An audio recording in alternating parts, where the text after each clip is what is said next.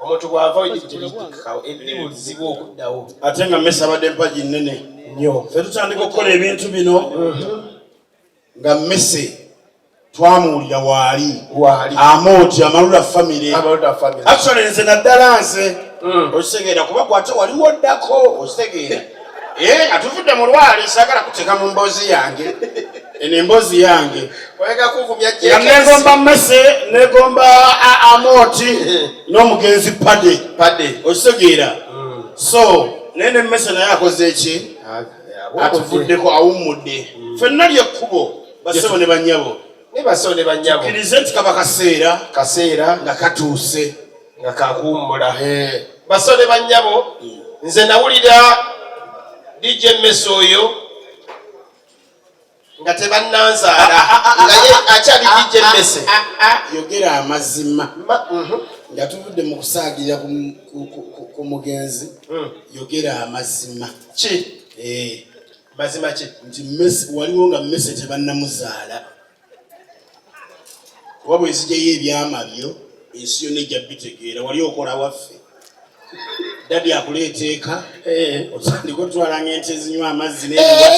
kituufu nakolanga wammwe ate tegesa bande tokola ewammwe ate wooli otegeere tegesa ate nali muto basaba ne banjabo nga tuvudde mu kusaaga ono yakolako ewaffe ffe batuzaala banzaala nkula ono yatuzanyisa era nga mpulira dadi amuyombesa mu luzungu naye nga takola ki nengamba owaayo omusajja ono bwe ndikuloba oli awo ali baakoze eki nenkula nemutuuka wano nga yatusaze ekkubo nentuuka wano mutuuka mu kifuba owulira bulungi nentuukira ddala wano paka bwe nakola ki lwe namuyisa ng'akyali mu kifo kitya ova ku bantu abampi bali emyaka netegereza abantu abampi bakyasinza oli emyaka bebane basone bannyabo ebintu bizibu nnyo Messi yatukuba enkikwe Messi yandirwadde ntumanya nti ali mu ddwaliro alwadde naye bambi kyali gwe mwana watusoleya man n'owummula nga totugambyeko ate nga yagenda mu Amerika nga tumanyi nti Messi akoze eki agenze mu Amerika ebyaffe bikoze eki nga mwomanyi bitegeera nankubira essimu nangamba agenda surprise jagenda okukolera Amooti ku show ye ate twayogera ne vice president Yuna Muvawala ye naye Mukama Katonda ayinza byonna nga gwakola okufa kuno nga kwabyewuunyo omuntu noba ne banno n'ogenda ate n'owummula naye owaye teri kufa kulungi teri kufa kubi Messi wummula mirembe blood ffenna tujja nange era kati ndi wano eno tufira mitende akatolo gwama gwe wuuyo ogenze ndowooza kati oba Amooti oba anyaka myaka gyammwe Jenkins Mukasa Sendi olingage ogambye ki Sendi yalina okuddaka kati akasiga bakyaza ku programu yabwe Kasuku yaddekaawo ate bantu bagaye Kasuku buli gwakyaza afa Kasuku buli gwakyaza agenda yali katolo bwama n'agenda n'akyaza Segirinya twamuziise Ichuli n'agenda ani omulala program ya sembe yaliyo no Messi tamale mirundi n'agenda kati twamulabye ali wine skin tetumanyi kiddako kyovanze kasukwankubira simu gyatwogeremu neŋŋaana agolina okgenda lwaki ne bwogaana lwaki lujja kgenda bakiddeawo tasobisa okulaba bakiddeawo abazaire abo mu komedi bajjajja baffe nga tunava nga tubasomesemu akatono katono nnyo komedi nalimu emiteekera mingi mulimu sketch okuzannya wano nga baganda afe abazannya wano ku Fun Factory webali nembamu stand up comedy yono omukulu gwe yakolanga ne Amooti netuseka netunyumirwa nga tubeegomba kali awo Jenkins Mukasa yali ebiseera byali luddawa Jenkins tomuteeka mu mboozi eno lwaki oyo yali mukulu waffe ebiseera ebyo banosia Jenkins bano baana bano bamese baana bano baana sirika bayogedde bano baana naye nga basonde bannyabo kino katukyogere nga tuli serious nga sikusaaga ekyamazima ffe tutandika okukola ebintu bino ebyokusanyusa abantu tulabira kuba Messi Amoti Saidi Mira Saidi Mira azze kati naye nga bakola tulina show gye twaliko tukola ne Pepsi ebiseera ebyo naye nga ffe ba MC tukola twogera naye nga bwomanyi nti ba MC ku shares eza Pepsi ezabangayo ebiseera ebyo twaziyitanga promotions baleetako ba artists abanene naye nga abasajja bano tubalabe bakola ekintu kyabwe naye nga batuinspiringa naffe okuba nga tukola ki tubaako kye tukola so tugenda okulanga nga ba artists be baleese ku lunaku olwo yali amalula family nga ffe tulina ogiranga ku stage ejyekole ne bajja ne bakola Pade Mese Amoti ne bajja ne bakola ki singa bomanyi ebintu byokwagala nti olina ekintu kyoyagala ne twegeyamu ne munnaffe luli kyako lumu naffe ne batuyita nga ffe bebayise nga baserebu batuyise ffe bebayise baserebu ffe tugenda osanyusa abantu gale sho Katonda n'atuyamba olw'okuba abasajja bano batuinspiringa nnyo naffe ne tulemezaamu tuyinza oba tetuli nnyo b'amaanyi nga Sendi bw'agamba naye era kale tulina bwe tutuuseeko kuba tuba tucelebrates emyaka 10 Amoti baselebrating emyaka 25 nga ku myaka 25 egyo Madrata Nchiko tulinako emyaka 10 kakatole ejjo okubonabona gibaze bannange so ekyo tukyebaliza Katonda nti abasajja bano baatulaga ekkubo era omuntu yenna avaayo nga comedian n'agamba nti Amalula family teyamuinspiringa oyo aba musiru aba mukyamu kitegeera kuba ffenna abasinga tulabidde ku Amalula family ekintu kye bakola ne tujja ne tukyongeramu okusobola okubeera nga tuteeka comedy industry Mese oyo buli mugenzi bamwogerako birungi byereere naye Mese ngenda kwogerako ekibi kimu kye wankola Mese twala ewa Papa Misa kinojja ng'ovuga akamotokako kali kampi bwe kati wewandaala empakinga n'oŋŋamba gwe musajja gwe oli buladdi kankwe sente nkuwe bigimusookole wanzoleya naye empanvu yemu guno omwaka gwe tondaba kuba kifaanyi tondaba ondaba tonda nti empanvu yemu nga toyo empanvu wayambadde kakondo naye nga tukkiriza Katonda byonna byakola tukimanyi bulungi Mese agenda mu ggulu ali mu ggulu yagenda ddakale Katonda yagala amazima oyo omusajja ali wa mazima nga ayogera ekimuli ku mutima baswa ne bannyabo mmaliriza tuve wano eno abayimbi buli muyimbi ali wano ffenna ba comedians abali wano mukube engalo ez'amaanyi buli comedian ali eno muliwo mwenna ba comedians mukube engalo ez'amaanyi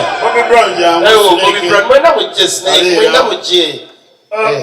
Boza Amalula family ne muzeyi bagala jangu nice jangu Snake mwenna mujje kino kitukwatako kubanga onaafudde obe yafa abadde mu industry yaffe ate nga muntu waffe ate nga mukwano gwaffe muvawala tojja beera ne bakulu bano 10 taata lona ni mayinja tukwagala nnyo muganda Bakidawo taze sikomedia Bakidawo sikomedia mwogezi wa ku mikolo abazayi b'ebama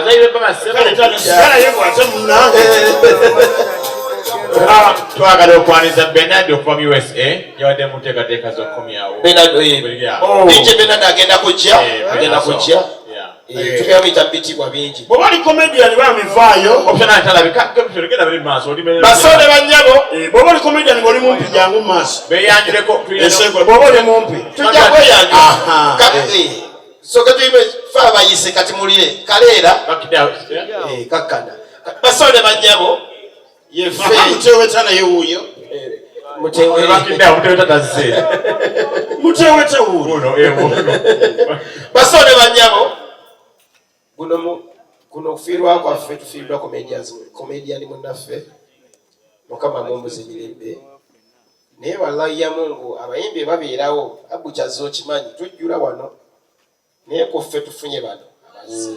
buli muyimbi ali wano ose lwaffe nonadde bayinja nfukamira nga nkusanyuzi webalibye okujja webale Geoffrey Lutaya yaliwo n'okumusabira emunyonyo bambi Ronald Mayinja Hilda Mani abaddewo Kabako waali Eddie Kenzo aliwa president wange aliwa Eddie Kenzo Bettina Namukasa aliwa Bettina bambi mwebali naye ffe buli kufiirwa bacomedians tutijja nnyo ne mugwa newatasana comedians ne mugenda ne mugwa ne mulaba bayibi ameka abakabye mulaba wano ffe nga tujjula wano ate nga bacomedians bano boolaba bano abali wano n'abataliiwo tubeera nnyo mu vidiyo z'abayimbi tubeerera nnyo abayimbi tubakolera challenge z'ennyimba ayina akayimba nakubira wange nsanso okulaba nsanso okulaba so buno bubaka bugenda eri abayimbi kale katwawule tetugenda kwawula naye buli muntu anyway Mese ekisookera ddala Mese buli muyimbi Ronald Manja ajja kunjulira kuba Mese abaddewo ebbanga mukadde waffe naye atuuse wuuyo King Michael oyo mukadde waffe King Michael asobola okyogerako nti Mese atobye ne industry eno nga mukadde waffe Rwagadi abadde ayogera okitegeera nti Rwagadi babadde ne Mese babeera ne Mese kuva mukola ki so kati Mese ne wabula nti abadde eyo ng'akola ku supa ye ne Abuchaze naye nga buli kimu ekigwa mu industry akimanyi kubanga abaddewo ebbanga osegera so kino kyandibadde kitukakatako nnyo ng'abantu abali mu entertainment okuba tekyetakisa kumanya muntu kati bacomedians mwina mwenna kubuuzeeko era osooseza nze banange bampita MC Fish omusanyusa kuva dda Mese yanyingiza Amalula family obadde oyagala njogereki tweyagambye ndi jjajja toyagala mwogereko ono muleke muganda ono sebo mujjajjaffe sebo yanfunira n'omulimu ku sax naye nampa n'amateeka nti waitress oyo ali mu kawunta tomunyega ku sax nakolerawo emyaka gyali emyaka 7 Mese wumula mirembe n'ekirala kye yanyambako nga nyingidde Amalula yanyambako ekintu kimu mu Amalula mwalimu Padde Bitama nga mulimu Mese yakulira ebyesente Amoti yakulira stage kati ni Mese olw'okuba yampa omulimu nga ndaba ku sax nkola bulungi nanga jangu oyingira Amalula kati ne mugamba nayingira nti Amalula nanga ayingira nga okola acrobatics tugenda kukola ki kati Amoti Mese awa Amoti sente awa Padde ampa 10,000 kyokka nga Amoti agamba oli wakasanvu kati wenakubamu Padde Bitama naye mugenzi mukama mumuze namukubamu ebikonde kati Mese n'agamba tugenda kikola tutya okubye Padde yayogera ennyo neŋŋamba kagende ewa bosi wa Mese naga wabyonoonye wakubye Padde awo neva mu Amalula nentandika obulamu bwange omugenzi Jimmy oba kintambulira mu bagenzi ogumba gwaddako omunyira basole bajja batuyina ono ye wa Amalula ono ye yanjule kuba baagala ye abaddewo ebbanga lyonna nga tetuliiwo kitalo nnyo ekyampiirwe abintu byonna bye mbadde nsobola okumwogerako babyogedde naye nsaba Mukama amulamuze ekisa.